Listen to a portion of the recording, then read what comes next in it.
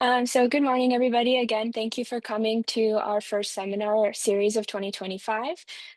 Today, I get the wonderful opportunity to introduce Dr. Shemer, who is currently an associate professor at the Technion in Israel. She received her PhD in 2002 at the Direct Track Faculty of the Life Sciences from Bar Ilan University in Israel. After she received her PhD, she went and worked as a senior research associate and team leader at Proteologics. And after that, in 2006, she started her postdoc in the cell biology department at Harvard, and she completed that in 2011. Since then, since obtaining her faculty position, she has mentored 8 students who have been awarded a degree, whether it be a PhD or a master's. And she also currently has 8 more students that is either working towards PhD or master's with her, along with 4 research associates and our postdocs. So she is really active in her mentorship role. And aside from all of her mentoring, she is also very active in her institution.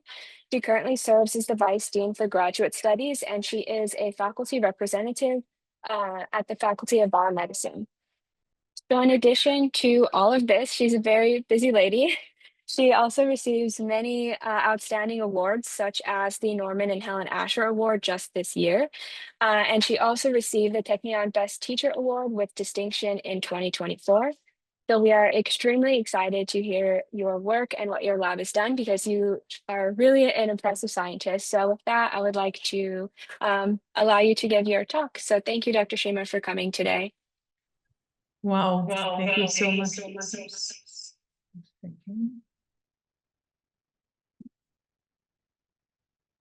Thank you very much, Clara, for this kind introduction. I'll just share my slides. Do you see my screen? Yes, we can see them. Perfect. Okay. Thank you. So thank you for this kind introduction and for inviting me to speak. It's a great pleasure to be here. I'm very happy to be part of this wonderful community.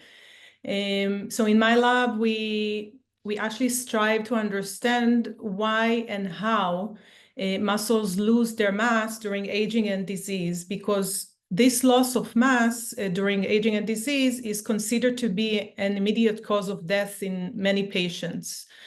And so today I'm going to share with you mostly our findings about Desmin filaments, or more specifically, the role of Desmin filament dissociation in promoting muscle wasting, because we believe today that the dissociation or depolymerization of intact Desmin filaments represents the initial events of atrophy. And so I'll start with a short introduction about muscle structure and muscle atrophy in general. So muscles, we know, are bundles of long multinuclear cells, and each cell is composed mainly of the myofibrils, which are precisely aligned filament system of myosin in thick filaments and actin in thin filaments. This will be sarcomeric actin, not the beta actin that is usually referred to as the cytoskeletal actin. So in muscle, it's a sarcomeric alpha actin, and it mostly composes the thin filaments components in those myofibrillar proteins. Now, during aging or disease or just disuse, when we don't use our muscles or under conditions of microgravity, this filamentous system, that is basically responsible for muscle contraction, rapidly degraded by the proteasome. And this degradation of the proteins actually leads to a reduction in muscle mass and strength. So a fundamental question in muscle biology that we are very much fascinated about is how this insoluble, very intricate structure of myofibril is degraded so efficiently in vivo. And we've been fascinated by this question for a long time. And we initially suggested that there must be a mechanism that stabilizes this system and is degraded first to make this system more loose and more accessible to the catalytic activity of different enzymes. So before I dig into or expand more about the mechanism itself, I want to first define atrophy. So as you see here, this is, for example, a cross-section of a normal muscle. And we can see here the cells that are mainly occupied, the volume is mainly occupied by this contractile apparatus that I just mentioned. However, during atrophy, those cells, they're not reduced in amount. The same number of cells is maintained in per muscle, but their volume is reduced because those contractile proteins are rapidly degraded. And so the cells become smaller and weaker because the contractile proteins are degraded, and they are replaced, or the area between the cells, they are not close to each other anymore. And this vacuum is replaced but by fat tissue and connective tissue that separate the fibers from each other, which makes this muscle, for this muscle, more difficult to generate force. So then the result of this will be weakness and frailty and disability and insulin resistance and bone fracture and morbidity, and if prolonged, also to mortality. And so we know here are just a few examples of catabolic conditions or physiological conditions that cause atrophy. And among these conditions are metabolic disorders such as diabetes and obesity. Denervation, it represents, denervation is loss of nerve input to the muscle, like happens with spinal cord injuries or motor neuron diseases. Atrophy happens naturally with aging or when we are fasting, during cancer, and also during disuse and microgravity. So when we don't use our muscles, they start to waste away. In microgravity, the muscle does not resist gravitational force, so it is considered to be a disuse type of atrophy. The muscles will start to waste away. So we know today that exercise overrides almost all types of atrophy. We see the decline in muscle function with age. From the age of 50, in every decade, we lose about 5% of muscle mass and function. However, we can see that aerobic training and mostly resistant training can actually slow down this process markedly if we are persistent and actually do regular exercise. However, the problem with that is that there are some people that exercise will not be a practical option for them, like bedridden patients or the elderly, or also people, astronauts that are on space missions. The exercise that astronauts are being directed to do, it's about 6 hours per day in space, is inefficient in blocking atrophy because the muscle does not resist gravitational force. So the process itself can be slowed down a little bit, but it will not be blocked. When astronauts come back to Earth, they will need a procedure of rehab for a few months. So we use in the lab various mouse models to study muscle wasting. We mostly work with mice. The systemic wasting that affects all muscles in the body, the models that we have include fasting and type 2 diabetes and obesity, aging, and cancer. And atrophy that results from inactivity, we use Duchenne muscular dystrophy, but now we're part also of a big consortium, European consortium, which I will say a little bit more about during the end towards the end of this talk. There we study various at least 5 muscular dystrophies. Some of them are characterized by the Desmin aggregation. And another model for atrophy that we use in the lab is denervation. We cut the sciatic nerve that innervates the lower limb muscles, and what we see is atrophy of the lower limb. In addition, so this movie is lagging, but basically what you see here is a round positioning machine. We grow on this machine muscle samples, and because the machine is rotate continuously to different directions, the gravity that the cells experience from every direction is averaged and reduced almost to zero. So what we see using this machine is that the cells start to atrophy after about 12 hours of growth on it. And I'll show you some data later on. So using these atrophy models, we introduced several new concepts into the muscle field to address the fundamental question of myofibril disassembly, how those myofibrils are degraded. And what we initially found is when I was still a postdoc in the late Fred Goldberg's lab at Harvard, and then in my own lab, that atrophy is not a chaotic process. We know today that atrophy is in fact very ordered process, tightly regulated, in which the thick filaments, the myosin filaments, are degraded first, and only then the thin filaments become accessible to ubiquitin ligases. So I will talk a little bit about E3 ligases or ubiquitin ligases in this talk, and I just want to remind quickly to everyone how the ubiquitination process looks like. So it starts with an E1 enzyme that activates the ubiquitin by binding the ubiquitin protein to the catalytic cysteine in the active site of the E1. And then E2 conjugating enzyme is receiving the ubiquitin from the E1, and with an aid of an E3, the ubiquitin will be transferred to a substrate protein. The substrate protein, by repeating cycles of this ubiquitination, this will lead to the extension of the ubiquitin chain on the substrate, and then this substrate will be destined for degradation unless it will be deubiquitinated by DUBs, deubiquitinating enzymes, that will rescue, in a sense, the substrate from degradation. So most people in the field focus on E3, the enzymes that confer substrate specificity. So they will detect or identify the specific substrate that should be sent for degradation, and together with an E3 will help ubiquitinate it. So in atrophy, we were very much interested to know who are the substrates that are degraded in muscle in order to better understand the mechanism and block this process. And so here is the work from I think it was Regeneron or Novartis, one of these companies, from 2001 by Bodine et al. What they used here is that two mice that each is deficient of either MAFPX or atrogen-1, and the other group of mice was deficient of MRF1. And these E3s are known to be, they are ubiquitin ligases, the E3s that I mentioned here in the previous slide. These are two E3s that are known to be induced in most types of atrophy, and their downregulation is considered to be very efficient in attenuating this process.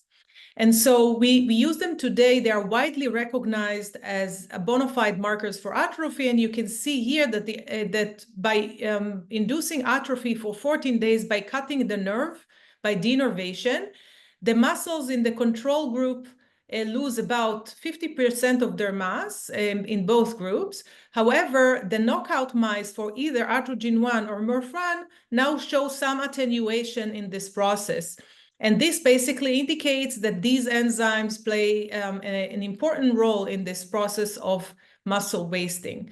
So in order to identify the substrates, their substrates in muscle in vivo, we usually determine gene effects in atrophy by using several approaches, and this include knock-in mice or knockout mice. For example, here you see a knock-in mice that we generated in collaboration with Regeneron Pharmaceutical, and this mouse is lacking the ring domain of MRF, so the ring domain is responsible for ubiquitination, and so we generated mice that express MRF1 but without the ring domain. So this is an enzyme that will be inactive, but will still bind its substrate. And that was the whole idea of it, that the substrate will be sequestered, but will not be released because they are not ubiquitinated. In addition to generated transgenic mice, we also use very routinely in the lab in vivo gene transfection. We generate plasmids that encode a specific shRNA to a specific gene. Those plasmids also encode GFP under a bicistronic promoter. And then we inject the plasmids into a mouse muscle, and we apply mild electric pulse using 2 electrodes to transfect the muscles. And then when we analyze the muscles, you can now see here the cross-section with the green cells that express our shRNA plasmid. And we also adapted the Imari software that we use now to measure the size of thousands of fibers that do not express our shRNA versus thousands of fibers that do express the shRNA, and we compare the size. So if a specific gene plays a role in atrophy and we knock it down, now we expect that the fibers that express this shRNA will be bigger than the surrounding fibers. So using these approaches, we identified the substrates in vivo of the enzyme MRF1.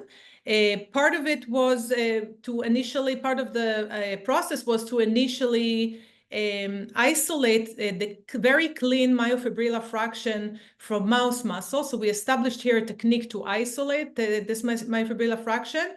This is a Comasi blue staining of the pellet, of the muscle pellet. The pellet is something that most people discard, but we work with the pellet because those myofibrils are insoluble and most of them are in the pellet. The muscle has very little cytoplasm. So we identified each and every protein here by mass spec. So we can see here the major contractile proteins like titin and myosin heavy chain and myosin binding protein C and alpha-actinin and actin and tropomyosin and troponins, myosin light chains. We see all of them here very clearly. And and now what we can do, we can now isolate this fraction from different mice that were treated under different conditions in atrophy or control, and then determine the content of specific proteins in different conditions to see what proteins are degraded under what conditions. And that's what we did here. So as you see here on the innervation, we found that thick filaments are lost in muscles. This will be the gray bars here, normal mice or wild-type mice versus those mice that lack the ring domain of MRF. So in the wild-type mice, we see that in atrophy induced by the innervation, there is a loss of at least 40% of myosin thick filaments. So here is myosin light chain and myosin binding protein C and myosin heavy chain. However, this loss was actually blocked in muscles that lack the ring domain of MRF, indicating that in vivo, MRF1, the ring domain of MRF1, or the MRF1 ability to ubiquitinate protein is required for the degradation of thick filaments. So we concluded that MRF1 is responsible for the loss of thick filaments components during atrophy in vivo. However, what we were very surprised to see is that the loss of thin filaments, so you see here actin and tropomyosin and alpha-actinin, their loss does not seem to require MRF because they were degraded also in muscles that lack a MRF1 ring domain. And in sequential studies, we found that a different E3 enzyme called TRIM32 is required for actin filament loss in vivo.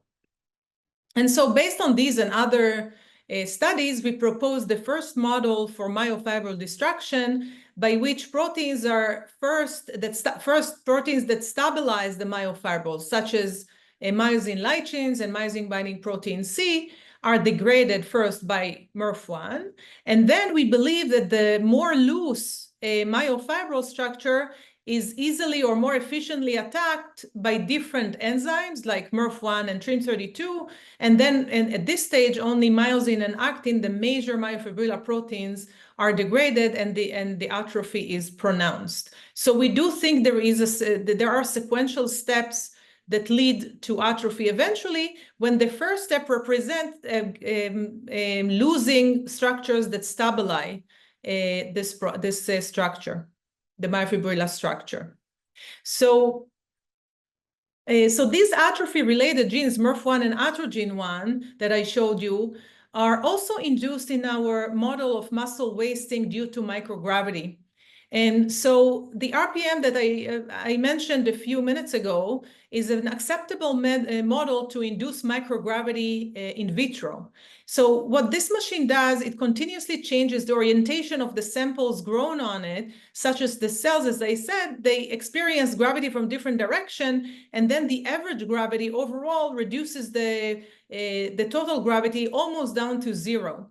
And so what we see in this system, we wanted to see or to determine if this system can actually induce atrophy in vitro on Earth without the need to send those cells to space to learn about disuse atrophy. So what we did, we cultured muscle cells in the flask and we filled the flask with medium all the way to the top. And this was our control cells. And then another flask of cells we grew on this RPM. And this video is lagged. After 12 hours, we analyzed the atrophy markers, which are, as I said, considered to be bona fide markers of atrophy.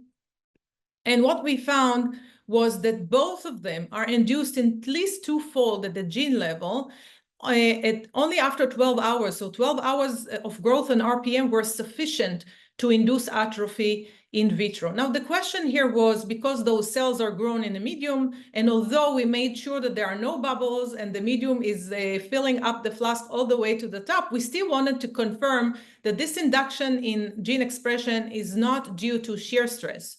And so to clarify that, or to test this, we used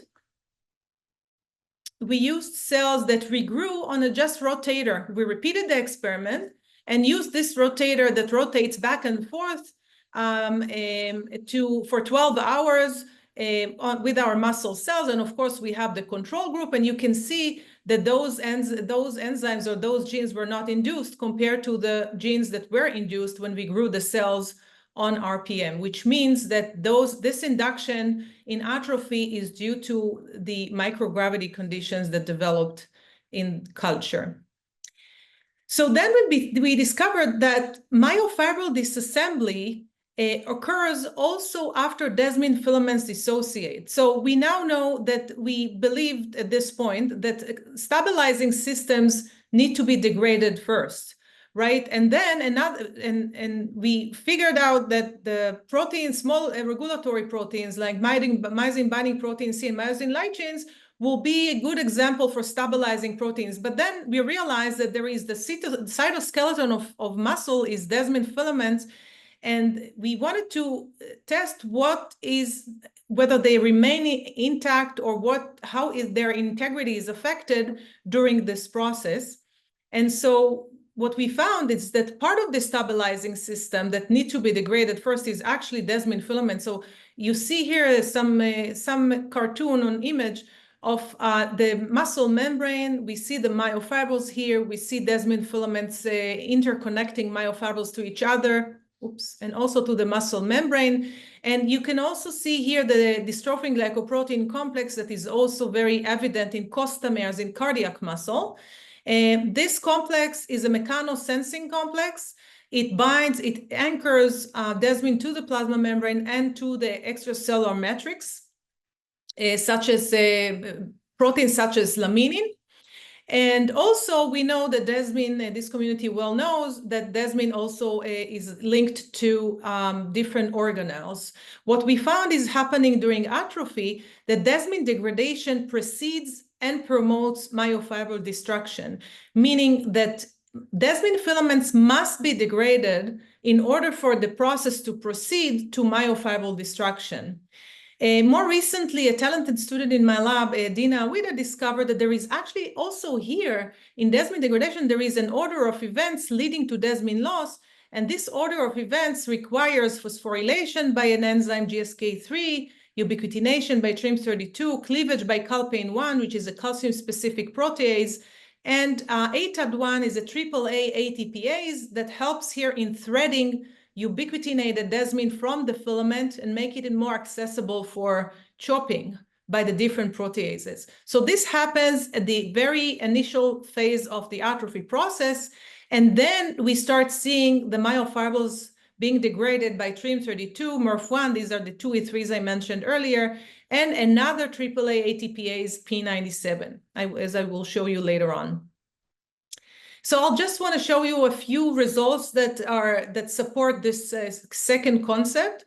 For these studies, we decided to use, again, a relatively slow type of atrophy, so we can actually take time points along this process and determine how the process develops over time. So you can see that we cut the sciatic nerve at time 0, and then we collect muscle biopsies at different time points. After 2 weeks, the muscles lose about 40% of their mass. And using this approach and in vivo electroporation, so by in vivo electroporation, we now electroporated those muscles with Desmin dominant negative. So Desmin dominant negative, which corresponds to the first 263 amino acids of Desmin's N-terminus. When we express it in muscle, as has been also shown by the original paper that described it, we actually see that this small fragment interferes with Desmin polymerization. So what we get, and if we assume that there is polymerization and depolymerization and some dynamics between these two processes, when we interfere with the polymerization process, we get a net result of dissociation, of depolymerization. And this also is expressed by those small fragments of Desmin that are evident only when we express the dominant negative in those muscles by electroporation. So you can see how Desmin fragments start to appear, probably because the reduced stability of Desmin filaments makes the filaments now more sensitive to different proteases and the proteasome. So the idea here, why did we want to force this assembly of Desmin in the system? The idea was that we know that Desmin is ubiquitinated between 3 to 7 days, and then it's degraded, and then myofibril destruction occurs. So there is some order here. What we wanted to do here, we actually forced Desmin disassembly before 7 days here. We wanted to see the degradation earlier to see if we can actually also see myofibril destruction that will occur earlier. This will actually indicate that these two processes are linked, Desmin loss and myofibril destruction. And that's in fact what we have seen. So using this approach, we wanted to determine if Desmin filament stability or reduced stability is required for myofibril loss. And what you can see here is that when we do not force Desmin disassembly at 7 days after the innervation, there is some loss that is even still not significant of myofibrils. This will be the total amount of myofibrils per muscle. But if we force Desmin disassembly using the Desmin dominant negative, now at 7 days already, myofibrils start to be degraded, which indicates that myofibril destruction is linked to Desmin loss, and that it also means that Desmin loss precedes and promotes myofibril destruction. So these two processes are linked. Here you can see how the ubiquitination of muscle proteins is a sort of late phase of this process, and how the phosphorylation and ubiquitination of Desmin occurs earlier. At this late phase, Desmin is already degraded. And so also here, as I said, because we have seen that Desmin phosphorylation occurs so early, we wanted to identify the kinase, and here I'll just run quickly through the data because it's published. So we wanted to identify the kinase and responsible for Desmin phosphorylation because this could represent a very attractive drug target, because inhibition of such a kinase should block the whole process downstream. And so what we did for this purpose is that we established a kinase trap assay. We induced atrophy by sectioning, again, the sciatic nerve by denervation. We used denervated muscles for 3 days because this is where we see Desmin phosphorylation. And then we incubated the muscle pellets, which actually contain also Desmin, with a non-hydrolyzable ATP analog, so AMP, PNP. And the rationale was that kinases that utilize ATP for their activity and bind Desmin will be sequestered to Desmin, but in the presence of AMP, PNP, they will not be able to phosphorylate Desmin. And this, we hoped, will facilitate the identification of these kinases by mass spec. And among these kinases, we identified GSK3 beta, which was the only kinase on this list that phosphorylation by it leads to degradation. This kinase was also, the ability of this kinase to phosphorylate Desmin was also corroborated by different labs, also by the lab of Giulio Agnetti. So to determine if GSK3 beta is actually the kinase, so we have this in vivo electroporation approach when we electroporated muscles either with the E3 enzyme that ubiquitinates Desmin and a dominant negative to the kinase. Why we did both experiments? We wanted to know what happens first, if the phosphorylation happens before the ubiquitination or the other way around. And you can see that when we downregulate if we downregulate TRIM32, the ubiquitin ligase in muscle, we see that Desmin accumulates and these are each lane represent a different mouse. Desmin accumulates as phosphorylated protein, which actually indicate that desmin phosphorylation precedes ubiquitination. However, when we inhibited GSK3 beta by the in vivo electroporation of a dominant negative, this led to accumulation of desmin, but in its non-phosphorylated form. And this again actually shows that the GSK3 beta is the kinase responsible for desmin phosphorylation before it gets ubiquitinated. This stabilization of desmin, we assumed, will also lead to myofibril stability, because if we just looked, we analyzed by Comasi this myofibrillar fraction, as I showed you, we do routinely, and we compare normal mice versus atrophy. In this case, it was fasting, 2 days of fasting. You can see that in 3 different muscles, the amount of the myofibrils is reduced. However, when we inhibit GSK3, which is responsible for desmin phosphorylation, now the myofibrils are stabilized, which means that it actually supports our conclusions that desmin filament loss promotes myofibril destruction in atrophy, which again, it means that when we stabilize desmin or we inhibit desmin dissociation, this will be sufficient to block the myofibril destruction downstream. This is why GSK3 beta becomes a very attractive therapeutic target. So not only desmin filaments are phosphorylated and ubiquitinated, they are also cleaved by calcium-dependent protease calpain-1. So here, as you see, we used a purified calpain-1 that can efficiently cleave desmin in vitro. These are desmin filaments that were purified from mouse muscle.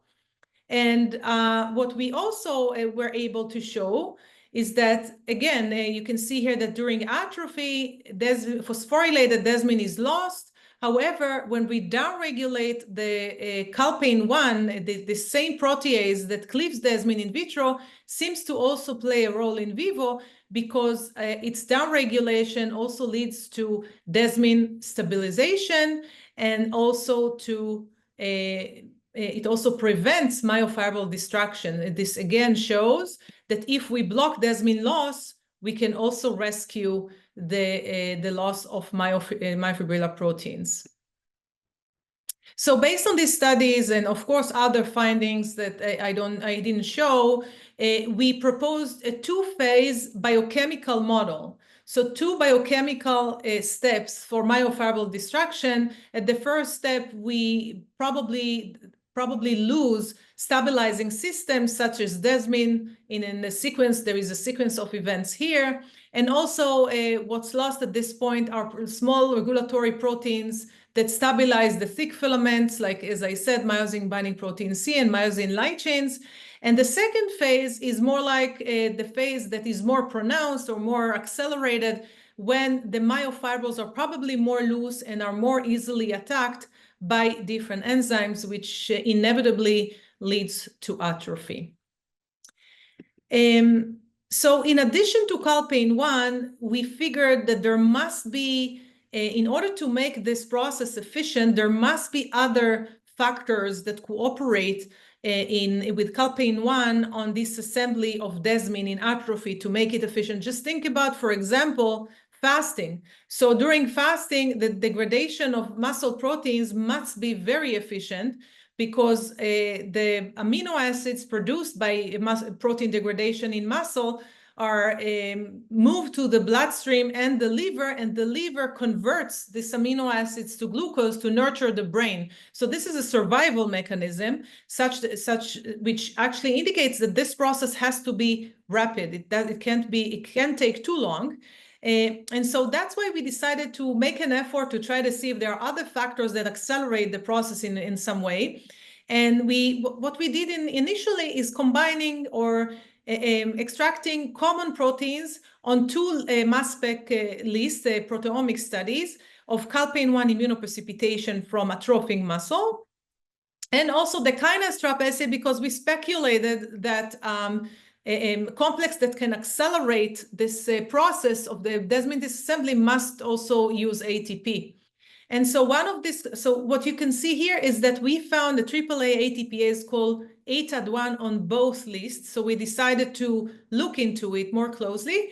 AAA ATPase is a family of protein complexes that form a homohexameric ring structured complexes, and each subunit here contains two ATPase domains, and usually they participate in threading in processes of disassembling big complexes, so threading out ubiquitinated proteins from big complexes, also complexes that are associated with chromatin during regulation of gene expression.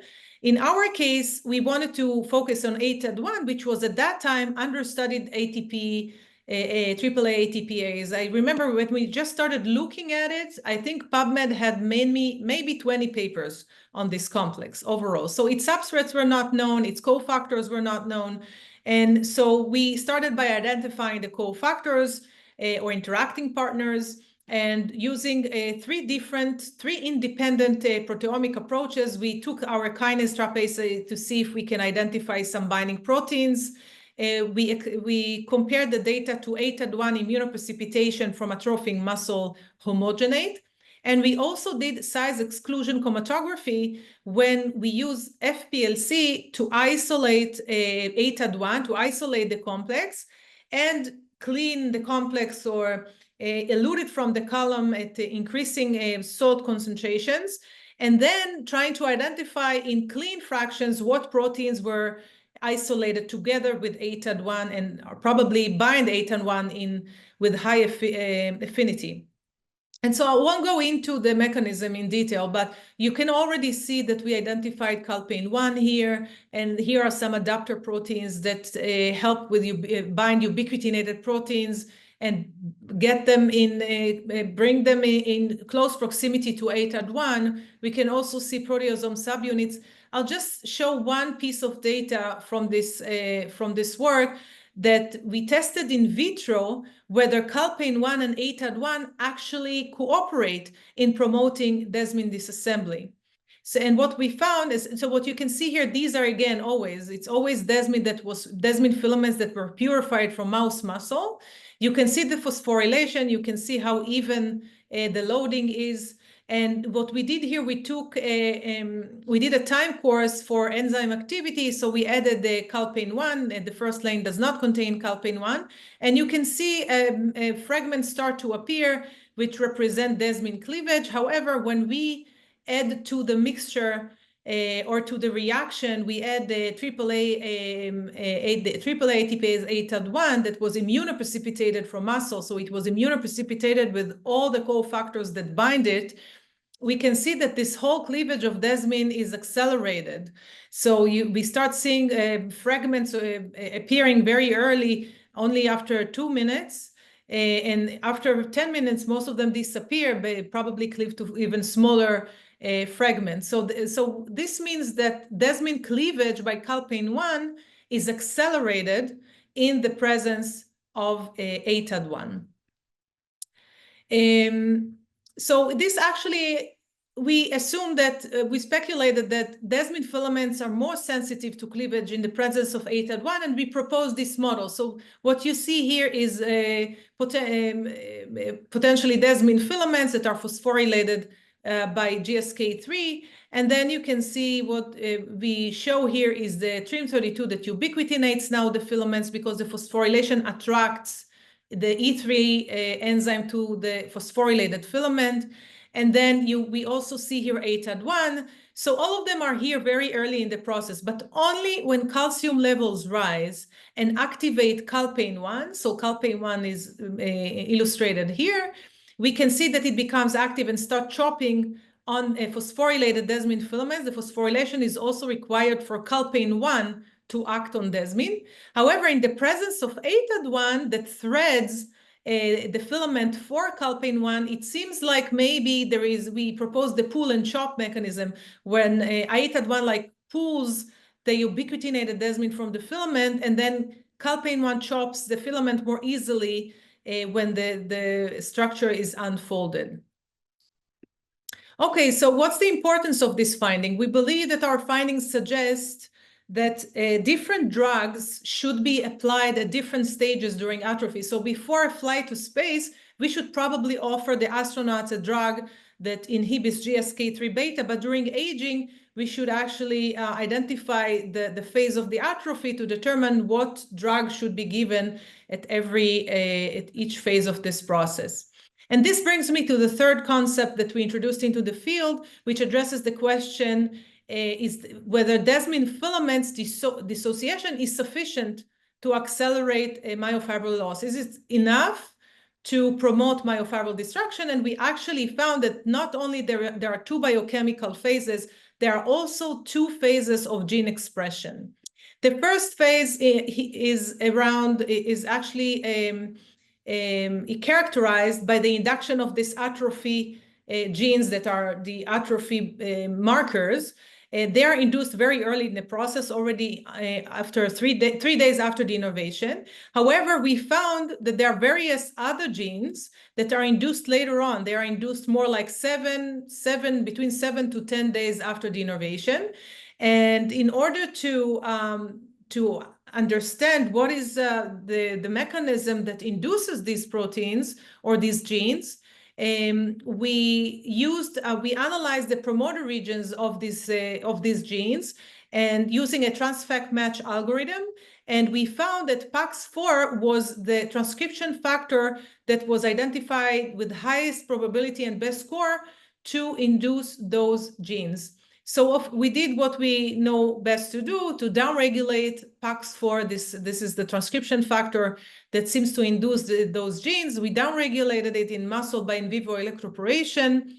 And then we wanted to know what happens in muscles that are electroporated with a shRNA versus muscles that are not electroporated with an shRNA. And you can see that on denervation, there is an induction of those genes 10 days after the innervation. So this will be a late phase of atrophy already. However, PAX4, when we downregulate it, now the induction of these genes is blocked. One of these genes, as you see here, is P97. So this is, again, the AAA TPase that another one that seems to participate in extracting myofibrillar proteins from the pellet, like protein segregase. And to test this, we use a very simple approach of just homogenizing muscle and spinning down the homogenate. Now we will get in the pellet mostly the myofibrils, and in the soup we will get the soluble proteins. And now we can just compare the two fractions. So you can see here how after the innervation in atrophic muscles, we can see a reduction of ubiquitinated proteins in the pellet, in the myofibrils, and most of them seem to move to the soluble fraction when they are degraded by the proteasome. And when we knock down PAX4, what happens is just the opposite. The proteins are not released from the pellet. They remain in the pellet. Their amount in the soup is reduced, and which means that the dissociation of ubiquitinated proteins from the pellet requires PAX4. And this is probably because PAX4 induces genes such as proteasome subunits, and NED4, which is another E3 ligase, and MERF1, which is an E3 ligase, genes that are actually responsible for protein degradation. I will just keep on that out of limitation of time and move to the next concept. I'll just say that we put a lot of emphasis on Desmin depolymerization, but now we have some data, preliminary data that shows that not only Desmin depolymerization is accelerated, but also the polymerization itself of Desmin filaments, of intact Desmin filaments, is also blocked. So we found an E2 called UBE2H that seems to send chaperones to degradation, chaperones that are very important for Desmin folding and assembly. And when those chaperones are sent to degradation during atrophy, so not only Desmin is degraded, the filaments that are already assembled are degraded during atrophy, but also, on the other hand, they are not formed. And overall, what we see because of it is that the amount of Desmin filaments is reduced. So I'll just share with you a few more slides just to introduce the fourth concept that we introduced into the field, which we found that Desmin loss is also precedes by degradation of complexes that bind Desmin to the membrane. So it seems like as long as Desmin binds the membrane and the filament maintains its strength, so it seems like it's not accessible to different enzymes. But when the integrity is perturbed or the Desmin disconnects from the membrane, then it becomes more loose in some way, and it becomes more accessible or more sensitive to different enzymes. So we focused on this dystrophin glycoprotein complex because we know Desmin binds the membrane through this complex. And we relied on a mechanism that we know already, that still from my postdoc, when I discovered that the desmosomal protein this is gamma catenin. We found that in skeletal muscle, it binds insulin receptor and links insulin receptor to the insulin signaling effectors inside the cell. And the association of gamma catenin with insulin receptor, and in this case, PI3 kinase, is important for insulin signaling. And insulin signaling, as long as it's active, the atrophy process will be inhibited. It will just not happen. However, under conditions of insulin resistance, what we see is that there is the plakoglobin disconnects from PI3 kinase, and the whole pathway downstream is now less active, and the atrophy programs becomes active. And so this is, again, we're talking here about membrane proteins, and the dystrophin complex is also a membrane protein. So we wanted to see if there is a connection between the two and what's the role on Desmin. And so for that purpose, a talented student in my lab, a PhD student, tried to characterize the protein complexes that plakoglobin forms on the membrane from scratch, like it's a new organelle.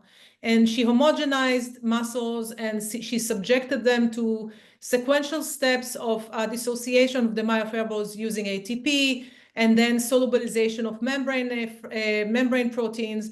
And then she used ammonium sulfate precipitation, and she resuspended the precipitates, and she was left with mostly the membrane and cytoskeletal fractions.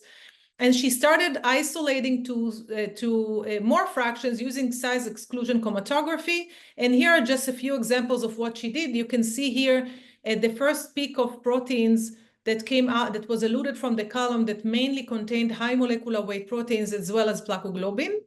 And then the second peak mainly contained low molecular weight proteins. And then we decided to pool these high molecular weight fractions and load on anion exchange column. And you can see that, again, when we fractionate this fraction, we were left with a sparse peak that also represented clean fraction of plakoglobin together with high molecular weight proteins. And so we decided to proceed with this fraction to mass spec. And not surprisingly, we found here the dystrophin complex, we found here insulin receptor and Desmin and vimentin, cytoskeletal components, also plectin and alpha-actinin. All of them seem to bind plakoglobin, and later on we discovered that they bind through plakoglobin, they bind to the dystrophin complex and the extracellular proteins. So you can see here that when we isolate, we wanted to confirm these findings. So when we take skeletal muscle, homogenate, and separate on glycerol gradients that actually separates protein complexes based on molecular mass, you can see that the first fractions that are eluted from the column will be here on the left, are high molecular weight complexes, and then the fractions that will come late, elute late from the column, will be protein complexes of low molecular weight. This separation was done under native conditions. And we can see here how, for example, to fraction 16, or is it 15, all these proteins, dystrophin, Desmin, beta-dystroglycan, syntrophin, plakoglobin, insulin receptor, and PI3 kinase, all of them sedimented to the same fraction. And by immunoprecipitation from this fraction, we show that all of them bind each other. So this is a whole complex of signal transmitting modules and structural modules, such as a dystrophin complex, that bind each other together with the cytoskeleton. And this actually led us to propose that the stability of the structural mechanosensing module is very important to insulin receptor activity. And the protein that links to these two models is plakoglobin, that also links them to the Desmin cytoskeleton and the myofibrillar apparatus. So what's the importance of these studies? Overall, previous studies demonstrated that there is a correlation between impaired insulin signaling and dystrophin glycoprotein complex dissociation. Now we actually show that these events are causal. So the stability of dystrophin complex is dependent on insulin receptor function and vice versa. So when dystrophin complex dissociate, like in DMD patients or during aging, we will start seeing in many cases insulin resistance, and also in insulin resistant states, like in type 2 diabetes and obesity, we will also see impaired stability of the dystrophin complex. And so this actually brings up the question, what's with desminopathies? And part of this consortium that are already presented in the last intermediate filament conference, we are already 1 year into this collaboration, fantastic collaboration. We are 9 partners on this consortium, and we work with 5 different muscular dystrophies, Emery-Dreifuss dystrophy, muscular dystrophy, and central nuclei muscular dystrophy, and Pompe disease, and Danon disease, and Duchenne muscular dystrophy. Many of them are characterized by Desmin aggregation and autophagy impairment. And we try to identify pathologic mechanisms. The cells that we work with are cells that were generated from iPS from patients, from EO patients. And we combine, of course, AI to identify good targets and good drugs that can reverse the pathology. I think we are already late. I'll just skip it to my acknowledgements.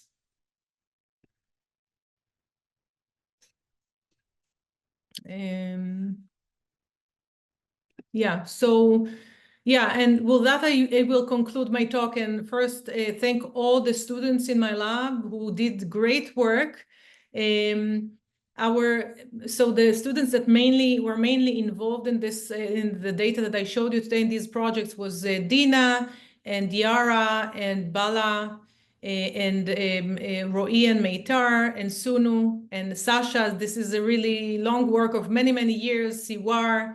I also want to thank our collaborations, great collaborations, and also generous funding resources. And I would like to thank all of you for your attention, and I'm happy to take questions.